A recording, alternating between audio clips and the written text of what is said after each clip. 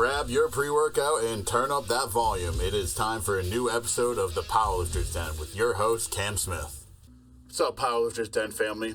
Want to rep the podcast and look good while doing it? Check out my official merch store at plden.company.site. We've got tees, hoodies, beanies, hats, and more, and gear that'll keep you motivated in and out of the gym. Every purchase helps support me and the podcast and keeps the den growing strong. So whether you're hitting a heavy squat session or just lounging in style, we've got you covered. Head to plden.company.site and grab your merch today. Listen, I don't have a beard. I've got this glorious mustache. But even this stash deserves elite care. That's where Wicked Wolf Beard Co. comes into play. Their oils and balms keep the face fuzz fresh, soft, and ready for action. No crusty cowboy nonsense here. It smells great, feels great, and makes me look more like I lift heavy things. Beard, mustache, or something in between, Wicked Wolf's got your mug covered. Wicked Wolf Beard Co. Respect the stash. Head on over to Wicked Wolf Beard Co. and use code PLDEN for 25% off your order.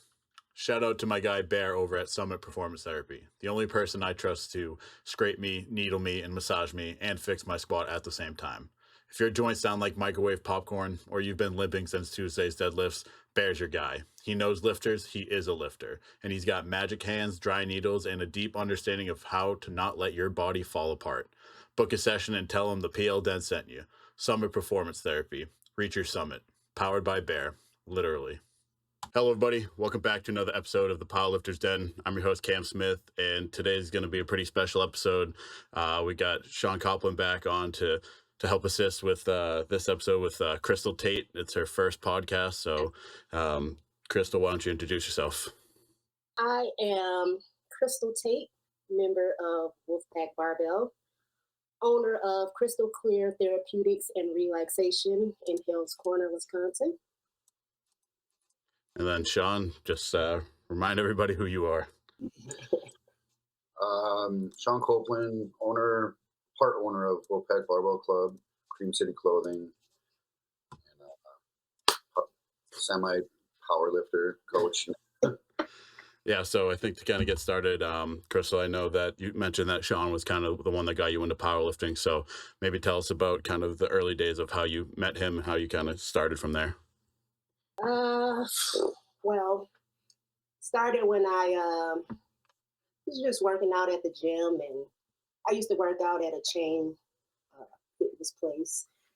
I used to get trained by a frat brother of mine. Shout out to Phi Beta Sigma fraternity and Phi Beta Sorority Incorporated. Yeah, he used to train me and started off wanting to be a bodybuilder. Mm-hmm. But I couldn't commit to that diet. The commitment for that is out of this world. And I was like, no, I just want to lift. He's like, oh, I got somebody for you. So he introduced me to Shaun, and it's been my coach and friend and brother ever since. Yes. So Shaun, kind of getting introduced to Crystal, what was kind of the first thoughts that you had? Shit, I don't know. I think we were friends on Facebook for a little bit prior to that. Mm-hmm. So we would just like comment on each other's shit back and forth or whatever. And like she said, her frat brother was one of my really good friends, Rashad. And Rashad and I, like, he was a bodybuilder, but he always liked to do strength shit. So I would help him with his squats and his bench and shit like that. And we'd lift together every now and then. And he was just like, hey, I got this girl that wants to, get into lifting heavy. And her name's Crystal. I was like, oh, she's on my fucking page. I was like, yeah, just have her hit me up. And then she hit me up, and then we went to Animal House Gym, because there's no powerlifting gyms in Milwaukee at the time. Yeah. We had Animal House Gym and what's the one in Bayview? Brickyard Gym. Mm-hmm. And they're primarily like bodybuilding. They had a little corner with like strength shit in it.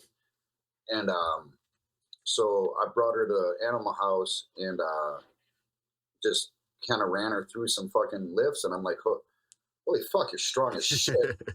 She deadlifted 315 the first time picking up the bars, so squatting like 275 on the SSB, and I'm just like, do you want to do a competition? This is like 2014. Yeah. So from when you guys first kind of started training together to like getting on the platform, how long was it until you stepped on the platform? Probably 3 months. Yeah. my first push-pull meet. Yeah. Yep. So what kind of that first experience in powerlifting, was it right then when you were hooked, or is it something that kind of built up over time? Um, pretty much was hooked from the beginning, but that atmosphere, those people willing to help you and just willing to go all out, that really hooked me. Yeah. Monster Garage Gym was what really sold me. That atmosphere, that group of people right there is what sold me. Yeah, and so kind of going off of that, I know that's for you. It's with so many accolades in your career, it's not something that you've kind of chased the recognition for, and I think that's something that in powerlifting and kind of strength sports in general is pretty uncommon. So, kind of for you, what was that that driving factor behind just kind of keeping to yourself and training? Um, like I said, just the atmosphere. I never had a group of people that stood by you like that and pushed you as hard as they did and was just there for you inside the gym and outside the gym. They became like a family to me. And if it wasn't for them, I probably wouldn't be powerlifting today, to be honest. Yeah, and I think obviously over the 11 years experience, you've kind of gotten your fair share of obviously tons of friends, tons of training crews experience, and got to compete both raw and equipped. So from that first competition to kind of get into the equipment, when did you do your first equip meet? Is that pro-am? Yeah, it could have been Is that 2000? 17 Pro-Am. I think so. It could have been 2017. So like 3 one of the years. pro-ams, yeah. Like 3-4 years. Yeah. Yeah, and so that's obviously a great meet, and we've I've been there a couple times. Obviously, this past year was a pretty fun time as well. But so maybe tell us a little bit about your experience with the pro-am, because a lot of these top level women have obviously competed there. So many, such stacked competition. So many strong women. It's just like being back there. And then you got Amy, what is it? Weisberger, yeah. Amy Weisberger running the rack. And I'm just like fangirling and people like, it's Amy. She's like, yeah, I know. Yeah, and I think that's one of my favorite things with powerlifting too, especially like among the top level athletes. Like they don't really see themselves among those athletes, and they kind of fangirl against each other. So it's just a cool camaraderie to see. Yeah. And one other thing, I'll bring it up because she even said this back then. Because like powerlifting now is different than it was, that long ago. And when you have all those like women, like she said that she's like, you've been back in that women in the warm up room, and everyone was after each other's throat. Like it was competition in the weight room. Yeah. You know what I'm saying? And like she's like, it's different back here. Like these girls are killing each other to fucking get to the top. Yeah. And I remember her saying that back then at the pro-am. That was her first time at the pro-am. She's like, Yeah, and and then I guess kind of before we dive into a little bit more, as far as your accomplishments, what are your best lifts, both raw and equipped?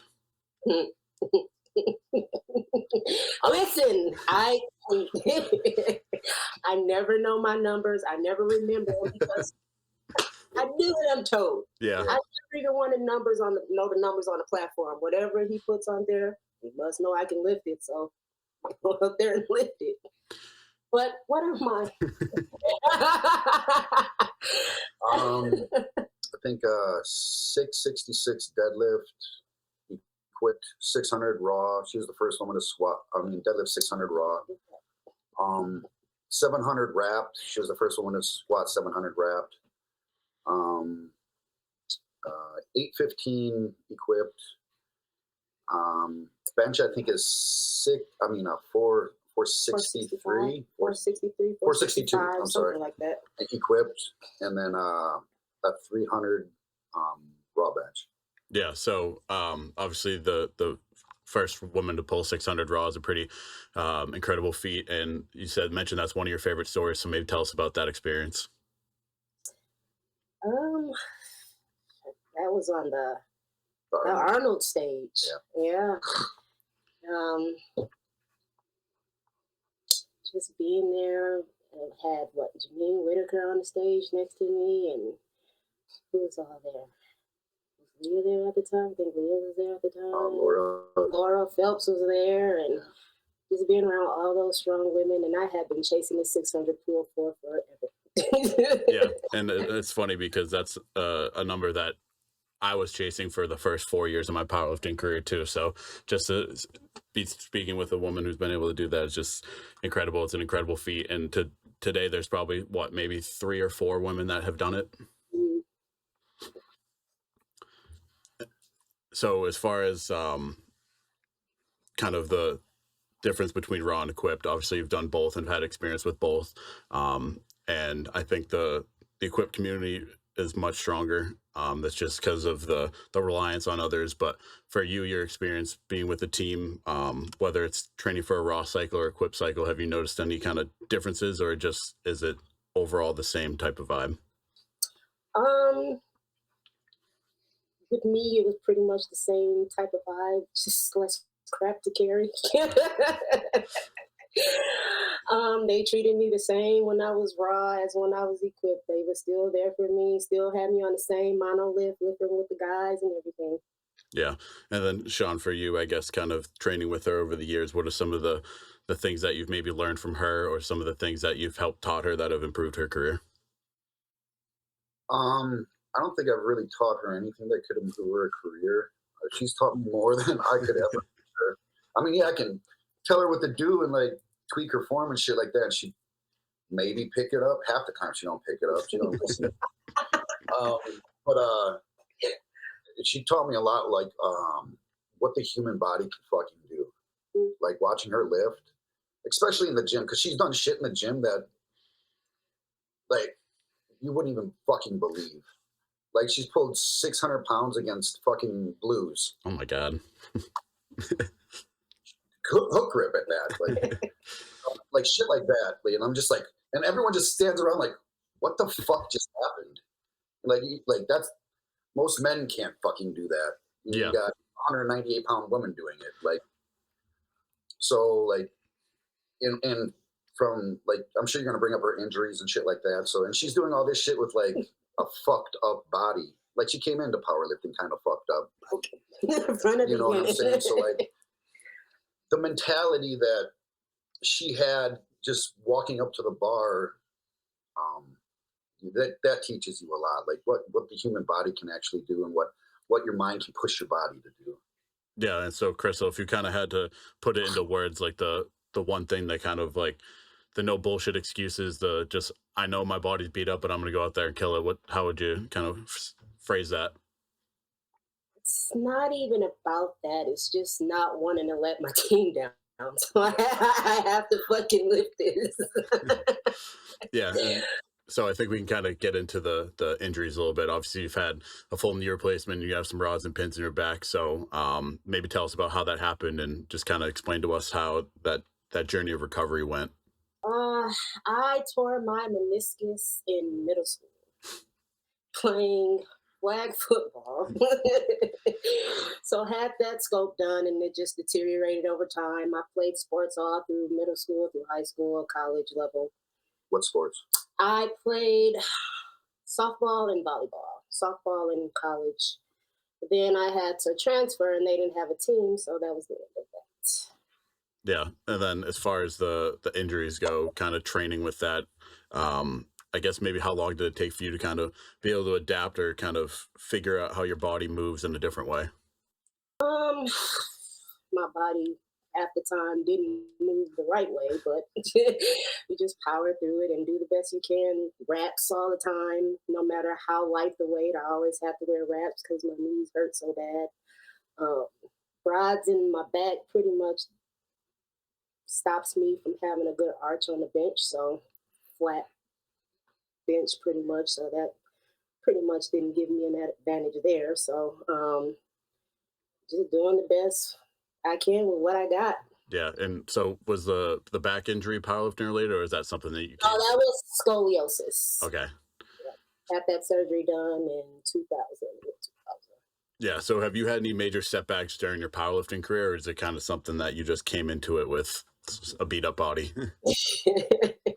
I started off beat up from the beginning and just added to it over the years. Tried to heal it as best as possible until I had to get taken out and just couldn't take it no more and had to sit down and get this knee surgery done. So. Yeah.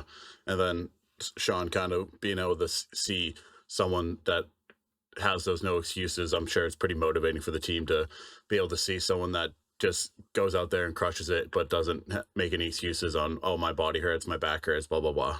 Yeah. The overall morale in the gym, with her in it, is definitely up, especially for the women, because we have a pretty good group of women here, and once they see her get going again, they love it. You know what I'm saying? Like Crystal's back training, especially with Casey chasing an 800-pound squat. I love it. And she loves it too, like because they can push each other. Oh, yeah. You know what I'm saying? Like, and having someone on that wavelength with each other, like, that helps. But overall, with just like, even with the men though, like even with like Steve Brock, like his energy feeds off of her energy, feeds off of Pat's energy, and it just keeps going and going and going. You got to think, like, Steve Brock's 55 years old chasing a 1,200-pound squat. He's all beat the fuck up too. And then she's chasing another fucking 800-pound squat, all beat the fuck up, and chasing down a 700-pound pull. And none of these injuries and the age and like none of it matters. They just headstrong into the fucking, and people like like we had talked before. I opened up the gym to more like typical people in the fitness industry. They come in and they see that shit. They're like, what the fuck? This is amazing. And like some girls are like, I want to do that stuff. Yeah. Get her like, that is crazy. I want to try that, and I think that type of acknowledgement and energy, like, is good just for society. Like, people see that shit, they're like, it's just good and uplifting. Like, she can do it, I can do it. Yeah, and as far as it's kind of going back to what Dave Tate said, the best way to get someone into powerlifting is just doing it and watching someone else do it. Yeah. So when you walk into a gym and you see people like that just lifting absurd amounts of weights, and that's the most inspiration you can give to a young person trying to get into the sport. Oh, definitely. And especially with women, it's because, let's be real, like most guys look at women being able to be strong like that, and the typical masculinity thing, like, oh, you're gonna lift weights, you're gonna turn into a man. Well, she's still pretty feminine, like, and she's lifting these heavy fucking weights, so that women, like younger women, like, well, I can do that too and still keep my femininity. Yeah. So Crystal, you've kind of avoided, I guess, quote unquote, chasing clout on social media throughout your career. So I guess what are some of the, if you had to retrospectively look at that, do you think it would have made a negative impact if that was something you were kind of focused on during your career?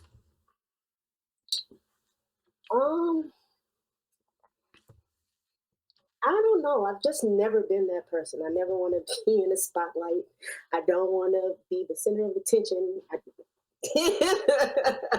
My anxiety level is through the roof right now, just so y'all know. Yeah. Well, I think I am being held hostage.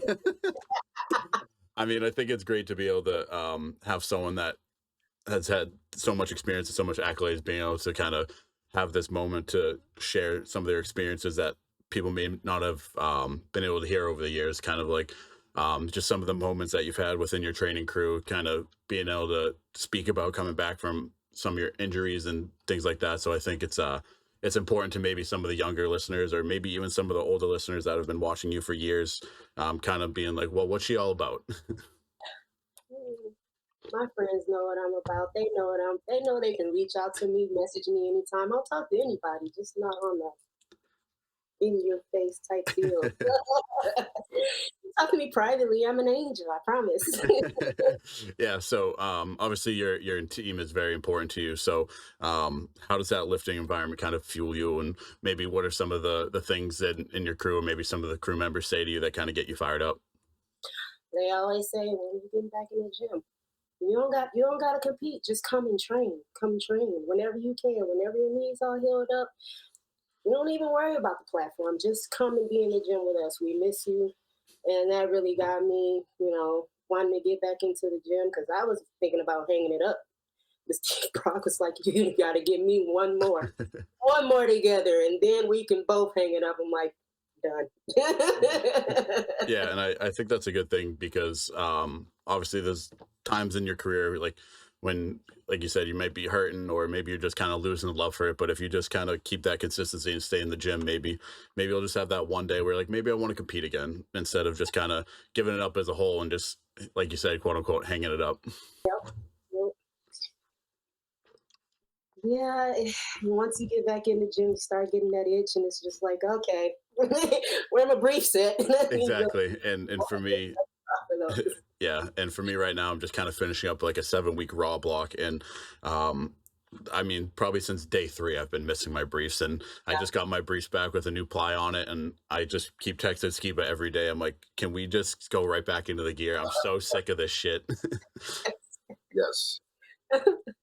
It's crazy how addicting the equipment is, and I think we could kind of dive into that a little bit because even to this day, after all this explanation, I mean, hundreds of episodes of podcasts out there and everything, people still think that Equipped does all the work. So maybe Absolutely does not.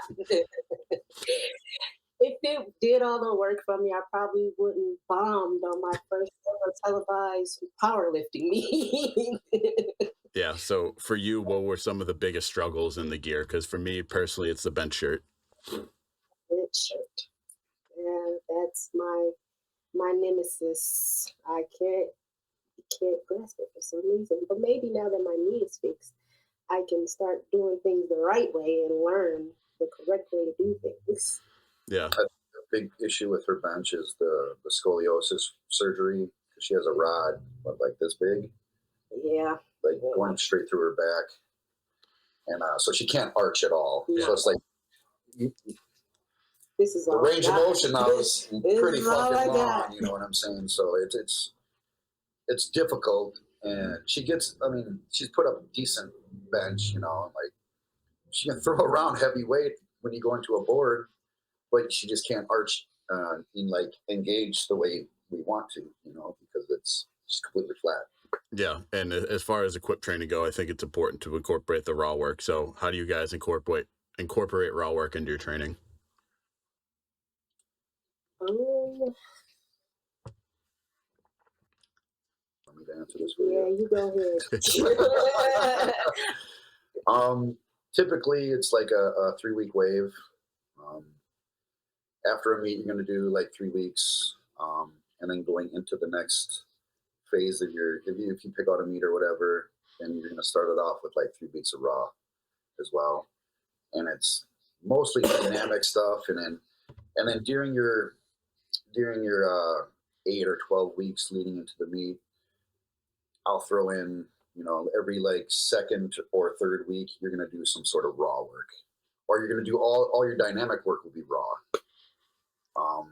For instance, for like, typically I don't really care for your dynamic squats to be in briefs. I'd rather you just do it raw because it's gonna build that base. And what we're focusing on with your dynamic work is mostly like technique anyway. So when she or whoever, it's usually raw. So. Yeah. So for Crystal, for you and your current training, what are some of the things that you're focusing on or trying to improve on?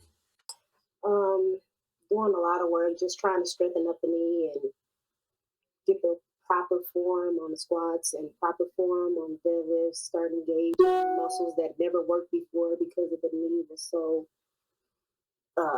lacking the muscle to fire properly, and just trying to relearn everything. Yeah. So kind of during that relearning journey, is there maybe some things that you've kind of were surprised by with what you've been able to do since you've been able to recover? My squat form has improved drastically. It's like, oh, this is what he means when he says spread the floor. I can press out with this knee now. This feels great. I can sit back into it now. I don't have to be quad dominant all the time. This feels great. Yeah. Like the other day, he's like, oh, it almost looks like you know how to squat. I'm like, thanks. Yeah. And is that something that kind of really you never had experience with before the knee surgery, or is that something that it's just kind of getting back to that point from prior? I've never experienced a correct squat before the surgery. I take that back. I squatted pretty well with the knee wraps. It felt good in knee wraps, but other than that, I didn't have great form at all. And I know that. People know that. I just kind of muscled through it, but tried to keep form as best as I could with my raggedy body. So Yeah, and I mean that's honestly, it's kind of if you think about it this way, it's pretty exciting that you were able to kind of accomplish what you accomplished with what you had at the time. So now being able to, I guess, quote unquote, do it the right way, it kind of leads to being like what's left on the table. I'm gonna try to do probably a single ply meet before I dive completely into multiply. So we'll see after that. Yeah, Might do a deadlift only. Still chasing down that 700 pole. So that's what she's working on now, is really seeing if conventional or tell him. We'll see if conventional, sumo, or somewhere in between is where my greatest leverage is. So yeah, Work getting her back and her. yeah, lats engaged and all that. yeah. I think for me, the best thing I did for my powerlifting career was switching to sumo. So, but I think that kind of brings on to that whole discussion of conventional versus sumo, that it clearly is just based on the person's leverages, and sumo isn't cheating. For sure. But like I said, I'm pretty good at both. I feel more comfortable conventional because I feel like I got more power in the quads. Maybe because I don't have any, not used to engaging my glutes right or my leg right for sumo. So we're working on that, but I feel pretty good with both though. Yeah. So And we'll as far as recovery between the two, do you find one or the other helps you recover faster? conventional, I recover faster. Seems like sumo takes a lot out of my hips. Yeah, that's funny because I'm like the complete opposite. If I do conventional for more than like 2 weeks in a row, I'm like out of commission. But I know that you kind of are looking forward to some meets coming up, and I know that Holy Wars is in the cards for you. So maybe tell us about what's the plan for that. um, single ply, and first of all, I gotta get my single ply stuff first and start training it and see how I feel about it before anything. So we'll see how training goes and if I'm ready, because he'll tell me like you're not ready, and I'm like, all right. Yeah. Have you had any experience in single ply before? Her 462 bench was in a single ply shirt. For sure. Is, It was in a multiply meet, but it was done in a single ply shirt. It was at the Arnold, like 2019, I think. so is there a reason that you went with the single ply? Is it something that the multiply shirt was too much, or is that something that you just kind of? Single ply was just easier for me to touch in and able to control it. The multiply was a little too much for me at the time. So Yeah, and I know that some people have said, specifically Nick Benarakis was basically saying if you can kind of master a single ply bencher, then you can master any type of benching. I don't know about But I mean, I can see the theory behind it. Yeah. I don't think you have him on the podcast. Yes. Any guesses where he talked about it? Yep. Okay, I'm gonna go back and watch. Yeah. So I want to see his thoughts on it. But yeah. Yeah, no, I get the logic too. I think it's obviously when you add extra plies and stuff, you're adding a different layer of pressure and variables and things like that. But I think generally from what I've seen too is that Understand it, yeah. If you kind of learn more of how the shirt works when it's just one ply. Yeah, that I can see. Yeah. With her though, it's so much. I mean, obviously it's person to person. Yeah. And with her, it's so she can't arch. That last inch in the multiply shirt is where you really need to get in there. Yep. You know, her not being able to do that throws that fucking monkey wrench into the program. And of course, Rudy doesn't listen half the time. I love him. I love you, Rudy. Look, But he's like, you can deal with the pressure. Okay, bro. Yeah. And Just add like a quarter inch on the plate. We're because that's all we need, a little bit less. yeah, and obviously different people have different experiences with dealing with pressure. I think that's one of the things that makes me be able to be decent in multiply. So, Crystal, how's your experience with dealing with pressure? Is that something that it's kind of been a roadblock, or is that something that's been a non-variable for you? I got asthma, I got allergies, and just holding all that pressure is a motherfucker. So I really had to try to hone that in. He has me doing sets, holding my breath constantly, no breaths in between. So just learning how to deal with that has been real challenging for me. Yeah, and is that something that I know when some people, like for me, I bet you after this raw block, it's going to be a little bit more to deal with because you're not used to it. Is that something that you've seen progress over time, or have some setbacks if you go to a raw block? Or Um, it's progressed. It's gotten better. I think I deal with it better these days. Huh? What, the breathing? Yeah. Yeah, definitely. You've adapted. And as far as obviously, I would say the pressure in the squat is it could be bench or squat, but as far as kind of your squat setup, I know Skiba, we like to like really crank the straps and we just focus on the tight brief and kind of loosen up the suit. So I feel like each gym kind of maybe has their own ideas based on the leader. So how do you guys kind of set up your squat? It's usually the tighter the better for me. Yeah. Steve Brock, he's very big on, if your straps are loose, he's going to take you out from under the bar and crank them fuckers down, and you're going to learn it. You're going to learn it fast. Yeah. Otherwise you're going to get out from under the squat rack and fucking come back when you're ready. When you're ready to do this. Yeah, and I fully agree. I think that's something that has been a game changer for my squat because I remember I went down to Hellbend. I think it was my first day back in gear. I just got my F8 briefs. It was like probably a week after my raw meet. He's like, "You're taking 1,003 with reverse today." I'm like, my best is 855, so we'll see what happens. And he goes to crank the straps. I'm like, what the fuck is going on now? And he's like, just lean into him. And as soon as you lean into him, you're like, oh, okay, this is what an equipped squat feels like. Yeah, when you feel like your head's going to blow off, yeah, you start seeing stars. Yeah. The right spot. Yeah. I always joke with John Rupo that I'm going to try to figure out how tight I can get the gear to see how close I can get to passing out, because I haven't done it yet. I remember I was at 2014 WPC Worlds, and I don't know if anybody remember Jose from Overkill. You remember him, right? Yeah. He was a 1,100-pound squatter, 800-pound puller, and one of our teammates was like, "God damn, my gear's so tight."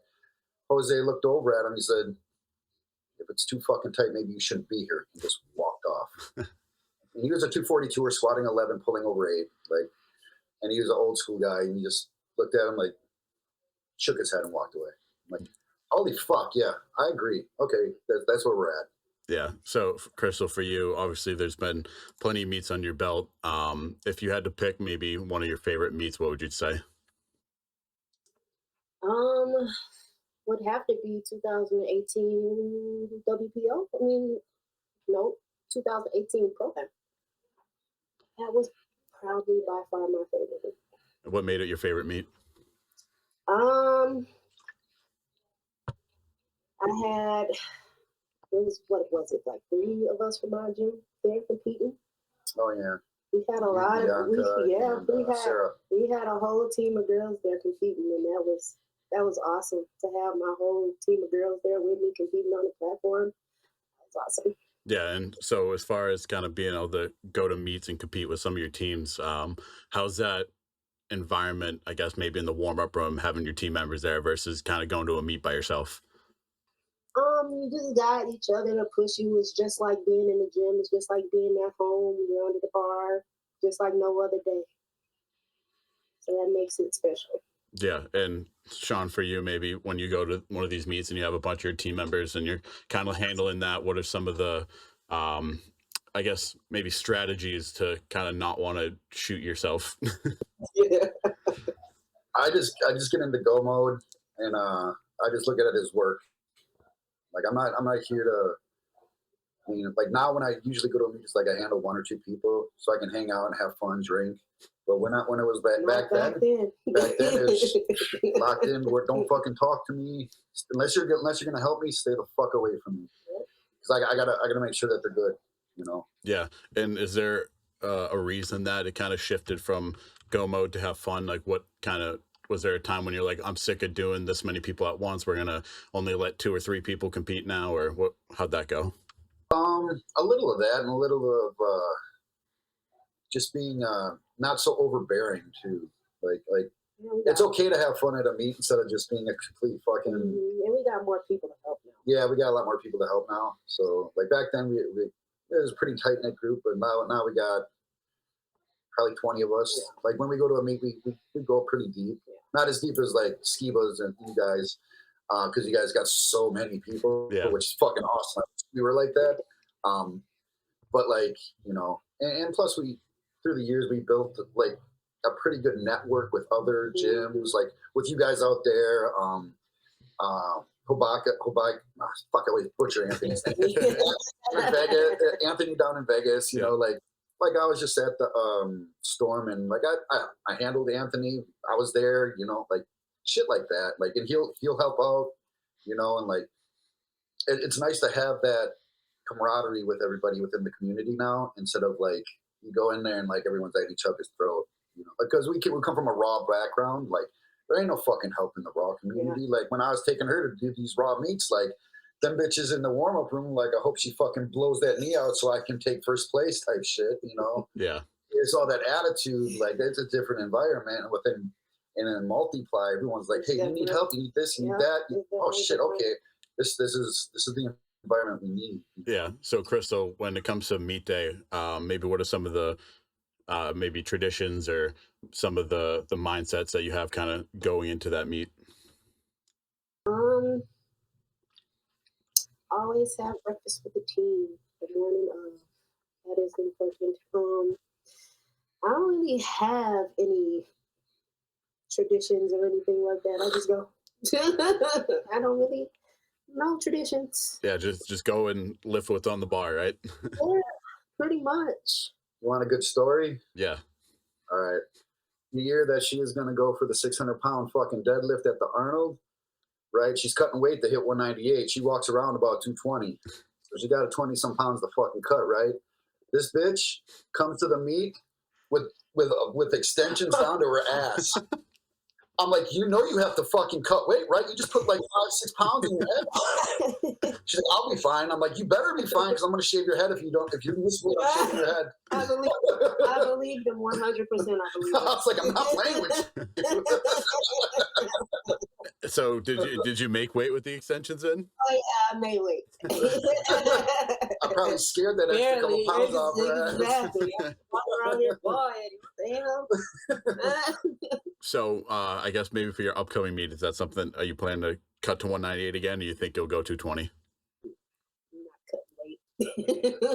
I'm too old for that. I already got too many variables on my plate. I don't want to cut anymore.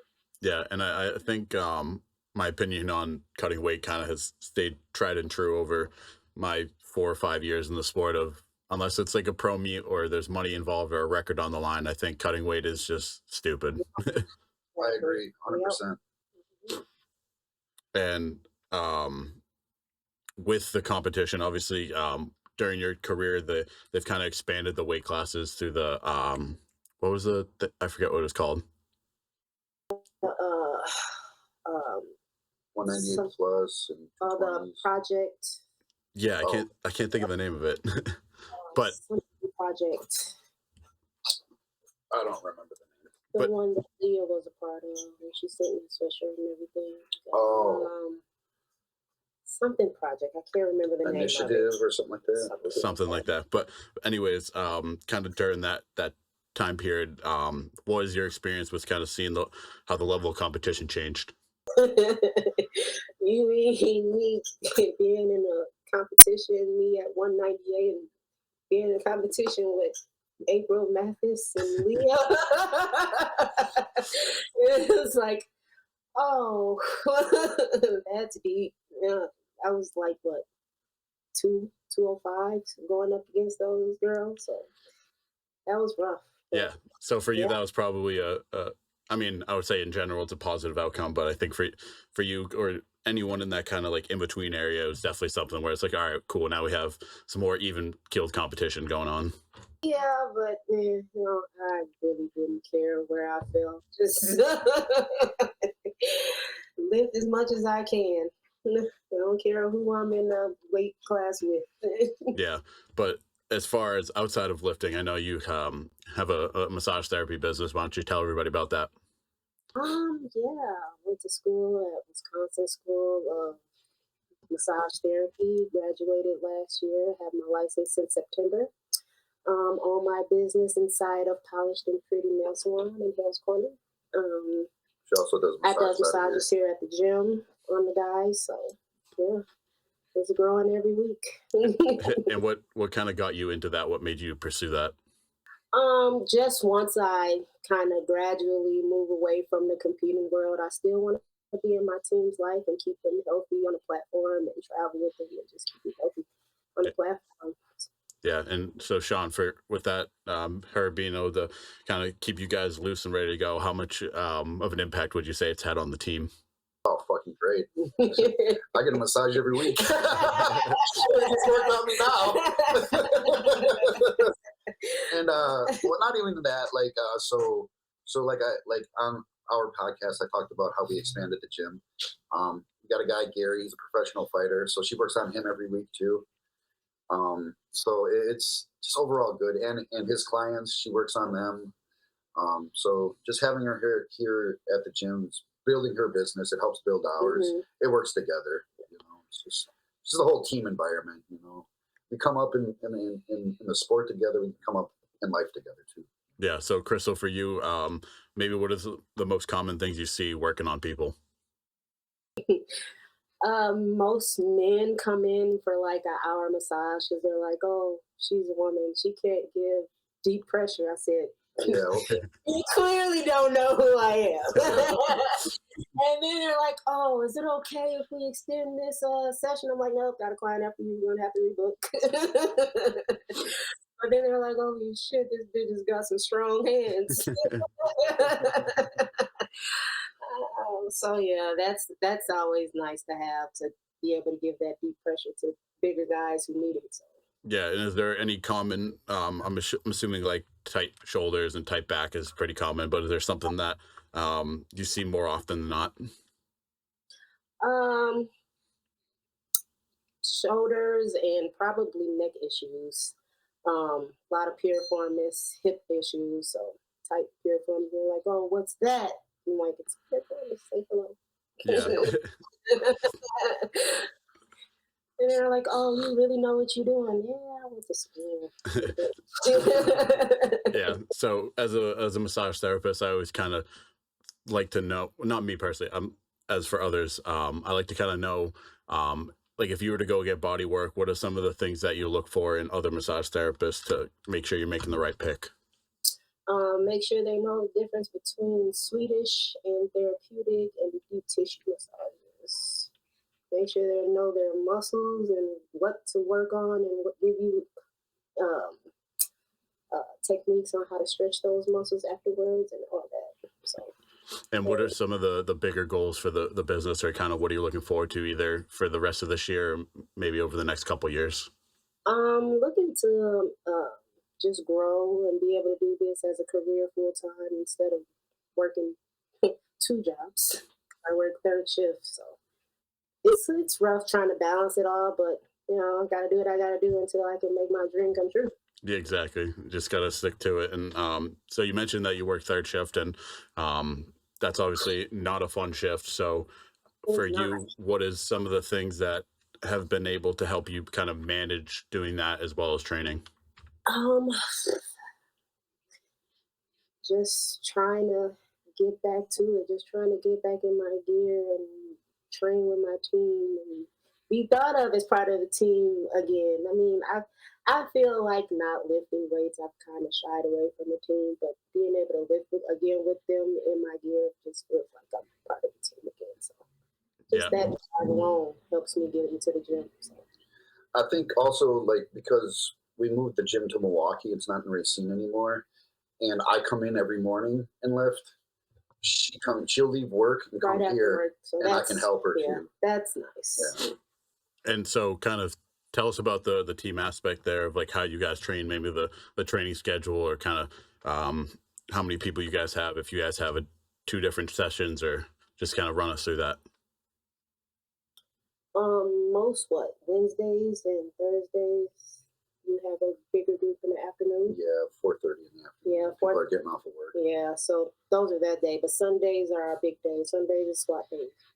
Sunday the whole team is there. We have one or two sessions, but we're all there helping each other. But other than that, yeah, Sundays we get about 20 people. Yeah, 20 people. And other than that, I'm usually in the morning with him working on my stuff. So, because third shift sucks. So I'm trying to get away from that eventually. So yeah. So for Wolfpack as a whole, what does Wolfpack kind of mean to you? To family, somebody that'll have my back no matter what issues I'm having. I know I can talk to these guys no matter what.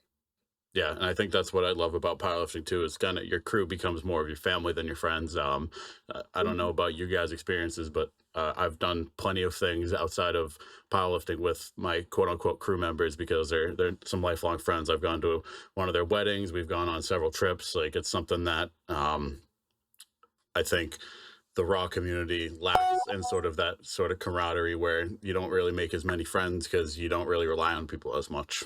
Yeah. I mean, you got to think we're dealing with weights that can kill us. Yeah. I got to trust that guy can spot me. Yeah. Trusting him with your life. Yeah.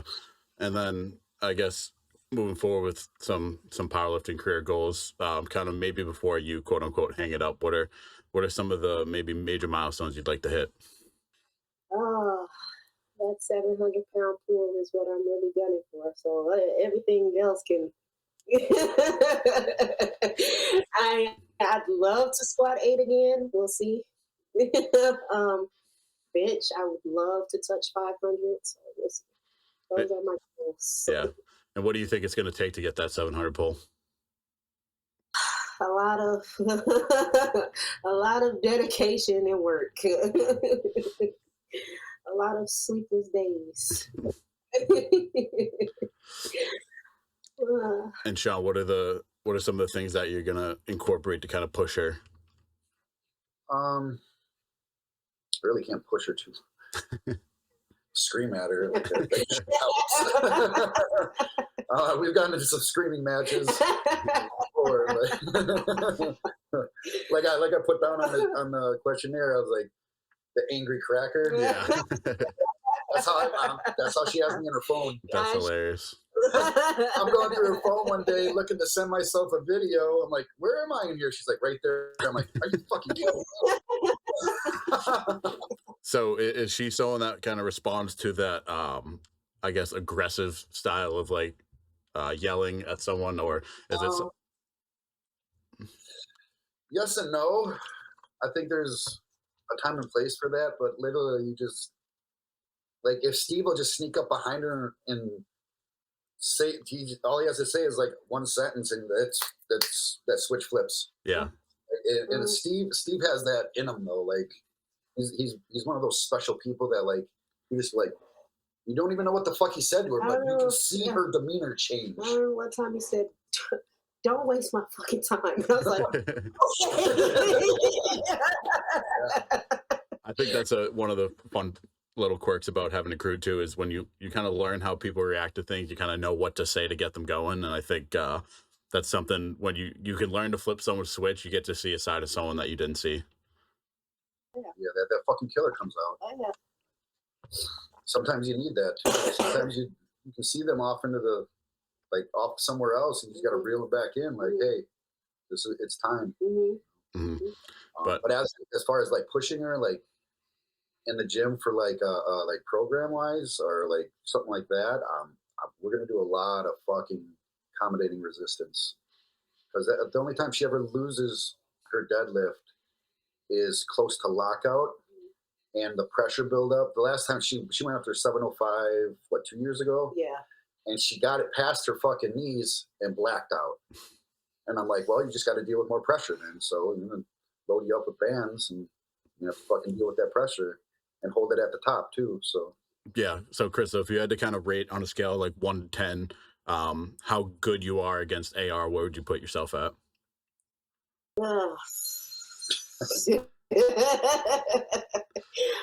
I'd say a 6.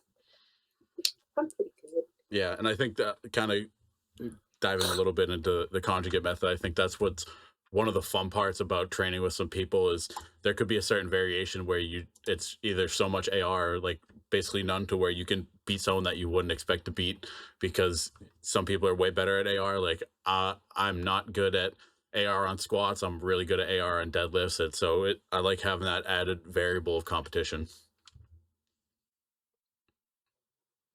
I like the chains on the squat though. Yeah, chains on deadlift might be the worst thing ever though. I hate chains on deadlift. Give me all the bands you want. Don't add chains, please. I couldn't agree more. I love it on the squat though. Teaching me how to stay tight, all the swaying.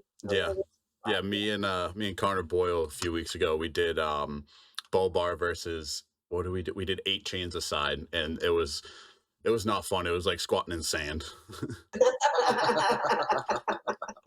squatting in sand, I like that. Yeah. So if you're ever looking for a variation to severely humble yourself, try that one. Yeah, I love squatting against chain. So much fun. But I think we can kind of wrap things up here. So, Crystal, I'll ask you my final question. If you could give a new powerlifter or someone going into their first meet a word of advice, what would you tell them? Don't say have fun. Don't say have fun. Don't worry about cutting. Don't worry about numbers or Glossbrenner scores or any of that. Just go and do your thing. Don't say have fun. Go and have fun. Yeah, I think I think being able to kind of block out all that noise and just, yeah, like we said, have fun, but be able to kind of enjoy the experience is definitely what makes powerlifting more fun. All the noise, taking all the C's and feelings, feel it, because once you start getting in the motion of things, then it gets serious. Yep. Well, I want to thank you guys again for taking the time to come on. It was my pleasure. Thank you. Thanks for having us on, man. Me.